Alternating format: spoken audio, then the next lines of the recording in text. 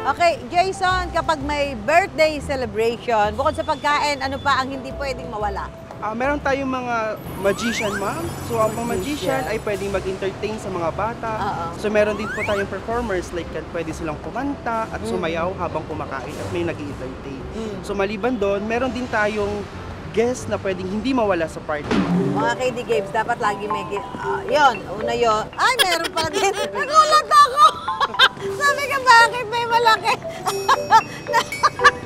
Nakala ko parang sinakop na tayo ng mga alien. Biglang meron din. Saan kayo galing? Gulat ako. Saan ka nagtago? Kailangan may ganyan. I'm sure, nako mga bata, tuwan-tuwa dito pag may nakita sila mga mascot sa kanila mga pinupuntahan mga birthday celebration. Yan. Gulat din kaya, no? Well, iba pa rin talaga ang sorpresa at saya na dala ng mga mascot.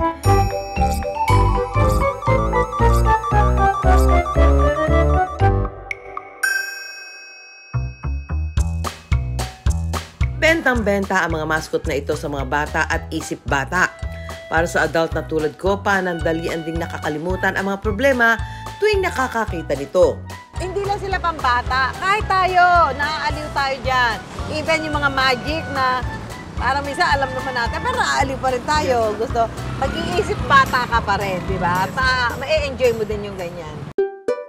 Kapalit ng ating pansamantalang kasiyahan, ang hirap naman na dala ng pagsusuot at pagbubuhat ng nagbibigatan at naglalakihang mascots. Ilang oras kayo pwedeng tumagal dyan? Mga 30 minutes po, pag sa amin. 30 minutes, pinakamatagal na yon. Pero pag ganito siya sa open, ma'am, ma-edit po talaga siya. Pag ganito. Pero pag nasa aircon po tayo. Okay lang. Pag nakikita niyo yung mga bata na naaaliw sa inyo, ano nararamdaman niyo? Masaya po, ma'am. So, feeling nila, totoo yan na manok, totoo yan na ibon, lalo na yung mga maliliit na bata. Matagal yun ang ginagawa? Opo. Gano'ng katagal na? Sa akin po 10 years po. 10 years, ikaw? 8 pa lang po. 8 years? Patagalan pala kayo, ha? So, okay kayo, enjoy kayo sa trabaho niyo. Siya bagay, kung tumagal kayo ng 8 or 10 years, ibig sabihin nun, talaga nag-enjoy kayo. Oo. Struggle is real, ika nga. Ito rin ang 2 taon na pinagdaanan ng mismong may-ari ng mascot at costume rental business sa Marikina City na si Michael.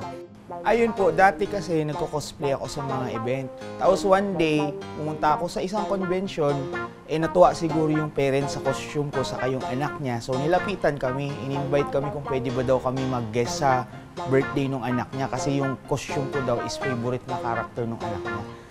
Ang dami nagpa-picture, tapos nangingi ng mga calling card. Doon namin napansin na, pwede pala, may market pala sa ganitong klaseng racket o business. Plano sana ni Michael at asawang si Ria na magtrabaho sa abroad noong 2011. Dahil sa nakitang oportunidad, ang ipon na 100,000 pesos, inilaan na lang bilang pampuhunan sa sinimulang mascot at costume rental business. Sinugal na namin kaagad. Nakita kasi namin yung potential nung business. Kumbaga kami bumili ng mga materials, kami gumawa ng mga costumes namin. Tapos doon lang namin pinagulong. Bentang-benta ang mga mascot na ito sa mga bata at isip bata. Para sa adult na tulad ko, panandalian ding nakakalimutan ang mga problema tuwing nakakakita nito. June 2011 nang simula nila ang paggawa ng mga mascot. 3 buwan pa ang lumipas bago may sumunod na kumuha sa kanila. Pero pagpasok ng bare months, unti-unting dumaloy ang ginhawa. Talagang nag-start siya mag-move nung mga bandang December kasi that time, yung mga Christmas party, mga gatherings na kailangan ng mga ganong costume party na event. Pagpasok nga ng December, nabawi na nila ang inilabas na puhunan. Ang mag-asawa, hindi lang magkasangga sa buhay, solid na magka-partner din sa negosyo. Si Michael ang mascot wearer habang si Ria naman ang assistant niya sa pagsusuot. Nung medyo gumaganda na yung takbo nung saka na kami talaga nagkuha ng mga ibang staff pa, nagdagdag. Pag kumikita kami, syempre, talaga sobrang tipid. Hindi talaga kami gumastos for 6 years para sa mga personal namin na parang lahat ng income namin, matik yun, napupunta yun pambili ng materials para makapagdagdag kami ng inventory. Ang pagtitiis ng ilang taon, nagbunga ng sandamakmak na koleksyon ng iba't ibang costume at mascot. Mula sa birthday parties, nakilala na rin sila ng private companies na nagpagawa rin ng branded mascots. Para sa custom-made mascots, kadalasang inaabot daw sila ng 35 working days ang paggawa. Mabusisi ang paggawa nito mula sa pagde-design, pagtatahi, hanggang sa pagdikit ng ibang mga detalye. Ang mahirap na part, normally is mukha. Kasi kasi yun kasi yung pinakaunang nakikita eh. Yung katawan, walang problema yun eh. Basic lang yung paa, yung kamay, yung ano. Trial and error kasi yung business na to.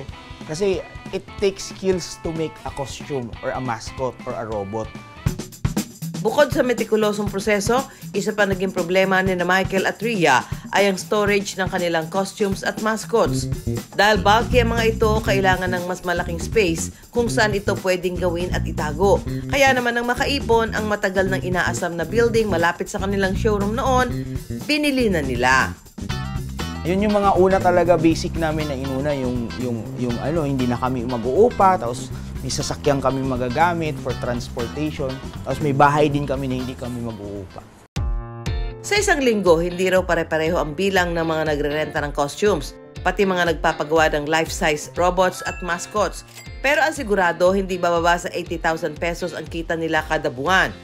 At mas palong-palo pa ang kita tuwing bare months.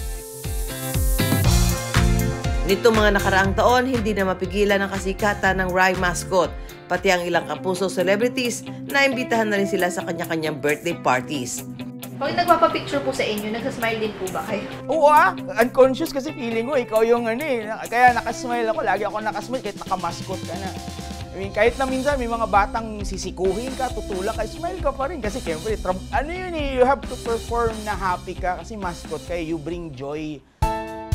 Kasiyahan sa ginagawa, ito raw ang hindi pwedeng mawala sa ganitong uri ng trabaho. I make sure na pagdating namin sa birthday, ready kami, happy kami. Ang goal namin is mapasaya namin yung mga kids para pag uwi namin, masaya si client, masaya din kami. So kahit mainit, titiisin mo yun Ang tiyaga at determinasyon sa ginagawa, hindi lang nagbunga ng bahay, lupa at sasakyan. Nagbukas din ito ng oportunidad para sa ibang negosyo. Ngayon, meron na rin silang perfume business, aesthetics clinic at food business. Bongga! Sa pagbibusiness po kasi, number 1, kailangan mo ng passion. Number 2, kailangan mo ng plano. Hindi pwedeng passion lang, gusto mo lang isang bagay pero wala kang plano. Dapat magkatabi yun. Tapos dapat mahaba pasensya mo.